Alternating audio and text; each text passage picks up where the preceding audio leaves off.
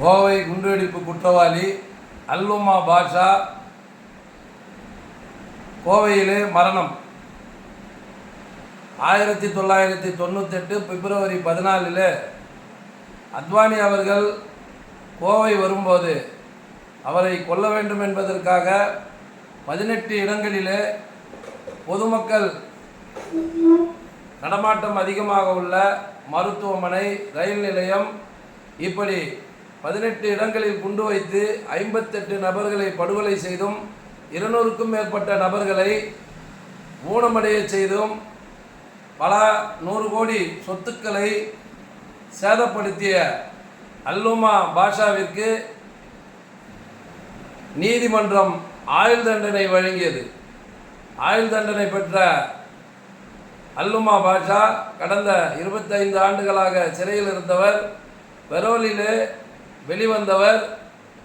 ஆஸ்பத்திரியில் மரணமடைந்தார்.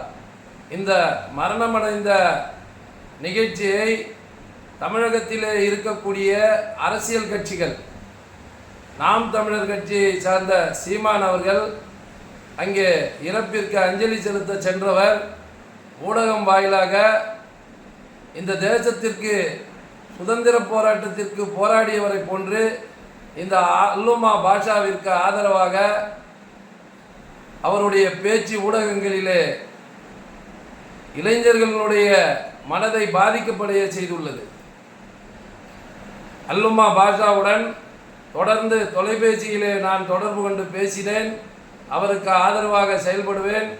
அவரை சிறையிலிருந்து வெளிக்கொண்டு வருவதற்கு அனைத்து ஆவணங்களை செய்வோம் என்று அவர் உறுதிமொழி இந்த ஊடகம் வாயிலாக வெளியிட்டுள்ளார். அவர் மீது இந்த மத்திய அரசு NIA விசாரணை வலயத்திற்குள் கொண்டு வர வேண்டும்.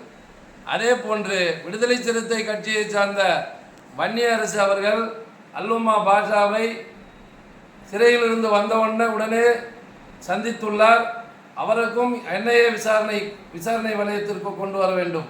கொங்கு கட்சியை சேர்ந்த தனியரசு பாஷா ஏதோ ஒரு பெரிய தியாகியை போன்று, அவரை போன்ற நல்லவர் இல்லை, வல்லவர் இல்லை என்று புகழ்பாடியுள்ளார்.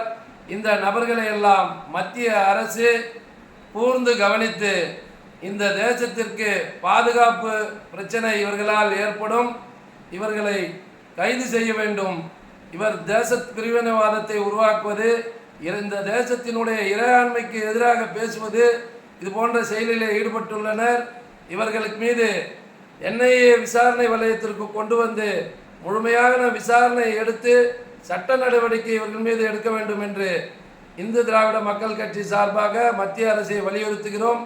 கோவையிலும் தமிழகத்தின் தலைநகரான சென்னையிலே தாம்பரம் அல்லது பல்லாவரம் பகுதியிலே NIA அலுவலகத்தை நிறுவி இங்கே இருக்கக்கூடிய இஸ்லாமிய பயங்கரவாதிகளுடைய செயல்களை எல்லாம் கண்காணித்து நடவடிக்கை எடுக்க வேண்டும் என்று இந்து திராவிட மக்கள் கட்சி சார்பாக மத்திய அரசை வலியுறுத்துகிறோம். தமிழக அரசு இது போன்ற சின்ன சின்ன கட்சிகளை எல்லாம் வளர்த்து விடக்கூடிய சூழ்நிலையை இந்த அரசு செய்யக்கூடாது. இவர்களெல்லாம் இஸ்லாமிய பயங்கரவாதிகளுக்கு ஆதரவாக செயல்பட்டு கொண்டிருக்கின்றனர். இவர்களையெல்லாம் இந்த அரசு கைது நடவடிக்கை எடுக்க வேண்டும் என்று தமிழக அரசிற்கும் எங்களுடைய வலியுறுத்தலை இங்கே கூறுகிறோம்.